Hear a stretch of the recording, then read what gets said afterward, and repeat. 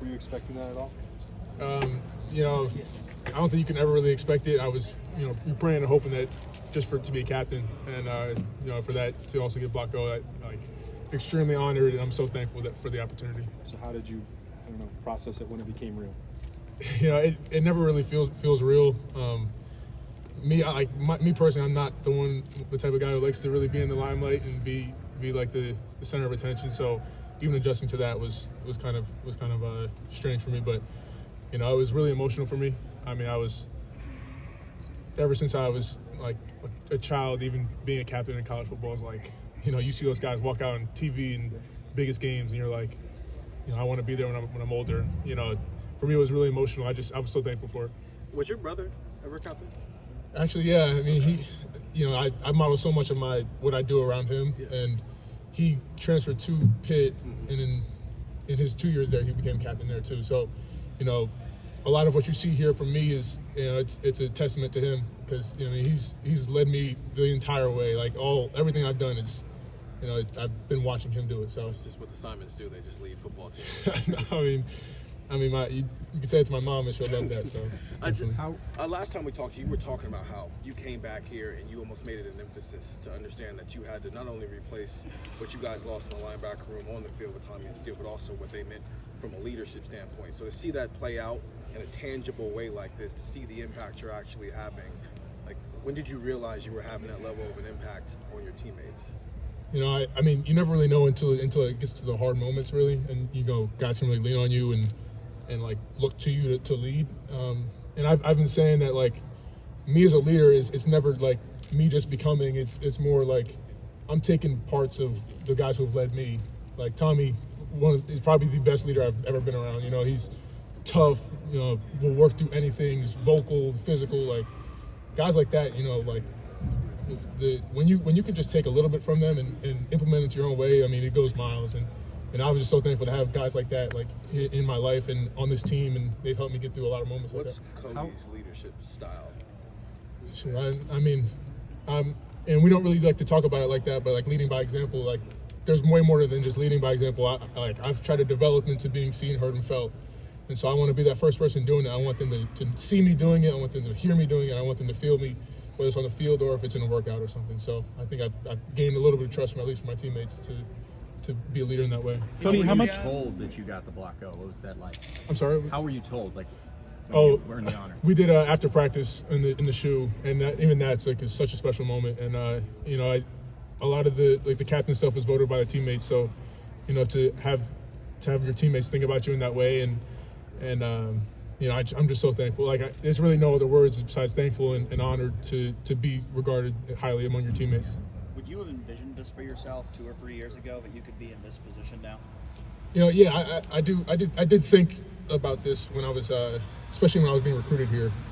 It wasn't really my goal. Like it wasn't my vision. I was actually my coach recruiting Coach Washington. He really sparked that in my brain, and I was like, I didn't really think about it. And then he told me like, hey, like this could be your, like you could be a captain here. You could really do it here.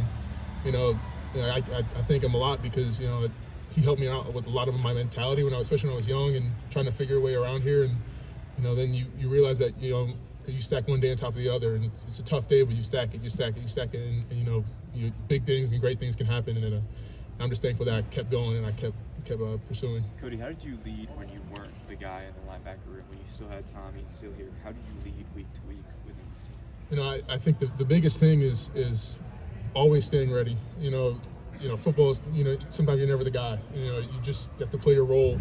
And, I felt like for me it was no matter what happens, I have to prepare like I am that guy, because at any given moment, like Tommy's the toughest guy out there, but, something can happen. And especially like last year, something did happen. So it's like you have to be ready at all times to, step in and do your job at the highest level. And that's what Ohio State's about. Like when your number's called, you make that play. You used to be the starting middle linebacker here not so long ago, and that job goes away, and then it's coming back, but you get all these honors now. Like, do you think about that journey that it's not very typical, basically? Like, yeah, I mean, you probably see it all around college football. It's just the struggles of being a college football player, and it's never an easy road. It's never just one way. Everybody's going through ups and downs. So I'm thankful for my path.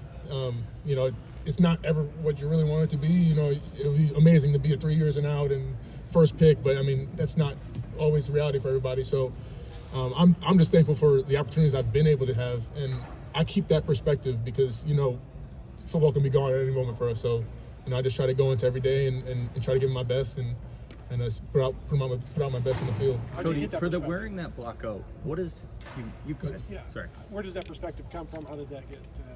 You know, I talk to a lot of players after they're done here, and like especially when you have like senior tackle, and you get to see guys who have gone through this program for so many years, like even like Pete Warner, like he talks about like every rep matters, every single thing you do here matters, and like you never like you're always gonna like you're not gonna take every single moment and cherish it at every moment, but you try to find those moments to like really hold on to, and I think I've gained a lot of perspective. I try to be a mature guy in our room, and you know, like allow the guys to understand, like, you know, this is the best moments of your life. Like you're like this. I mean, everyone wants to go back to college, I guess. I mean, but you know, I just want to make sure I don't like ignore this moment and try to take it all in and appreciate it for what it is. When you look at the names of guys that have worn the Block O, what does it mean to be in that group? And also, what do you think the Block O represents now that you're wearing it? Well, I know for a fact what it represents. It's the banner up there. It's fight. Like everything about our program, what we do every day, day in and day out, it's just about fighting. You know, it's not physical fighting. I'm not trying to kill someone right now, but like every day I have to fight to be the best version of myself. And you know, it's like when I look at guys like Coop, Thayer, like I look at them now and you're like those guys fought. Like I know Coop and he comes back a lot, and that guy, every single rep I watch him out there fighting. So like for me, it's how can I be like that? Those are the guys who have led the programs for us. So like, you know, every chance you get, you try to emulate those guys because they are such strong figures in our program. I'm assuming you being a leader of this defense, you're going to be the guy getting the calls on your helmet on the defensive side of the ball. What's it been like getting acclimated to that process? You know, it's definitely interesting. There's going to be a lot of tactics offenses used to try to like hurt the defense that way. But I mean, it's going to be interesting. I mean, Knowles he's a smart guy. He knows what's coming a lot of the time. So it'll be interesting to see how it works with the 100,000 people in the shoe screaming. I don't really know how it's going to look yet. We've done some crowd noise, but you know, it gets a little crazy even without. How many practices did it take for you to get used to having Jim Knowles in your head? you never get used to it. I mean, one of these days they'll probably have his mic'd up, and you guys will probably hear some of it. So I mean, yeah, it's just. I mean, it really it's the training though. Like he wants to be really hard on us because when it gets real serious, that we can be calm in that moment. So I think he's doing a great job, and you know, we're just getting better every day. So do you think offenses aren't going to deploy until after the 15-second mark? You understand what I'm saying? Yeah. Sound goes off. I mean, is your offense even doing that, playing tricks? I mean, practice is kind of hard to simulate that, but yeah, I would assume that the teams would start doing that, and you know, we have to find ways around that. Yeah, I wanted to ask you this. In Indianapolis, Ryan Day said, you know, we're talking about the near misses over the last couple of years and stuff, and he goes, he didn't say this was the theme, but he basically uttered these words: "Leave no doubt." Is sort of the approach this year. In other words, don't talk about the near miss, you know, at the end of the game. Leave no doubt, you know, get it done throughout the game and stuff. Is that a motto for this group? And then number two, how do you as a captain keep conveying that? Yeah, no, it 100% is, and to that like near miss stuff, like, you know, football, like we watch TV, like it always comes down to that one play. You know, it's the big kick or just make or miss it, but you know, there's so many plays in a football game that can win or lose a game. It's not just one play. It's that next play that's gonna win or lose it. So we've been focusing. When you say leave no doubt, we say take them out because we don't want to leave it up to one play. We want to take the game over and get over with it because, you know, when you leave that a little bit of doubt, you know, the teams can start coming back and teams can start like gaining on you. So we just want to make sure we cut and dry. We win these outright and we do our job. How does your leadership style compare to Tommy's leadership style? I mean, I try to be a little bit like him. I mean, I'm not Tommy, and I don't think anyone's ever been Tommy. He's one of a kind.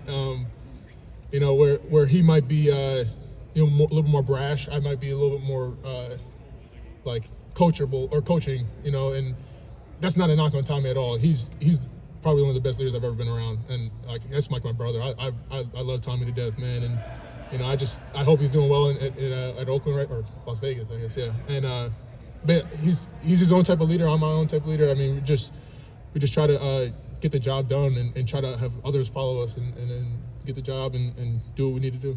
All right, Cody. Thank you. Thank you, Cody.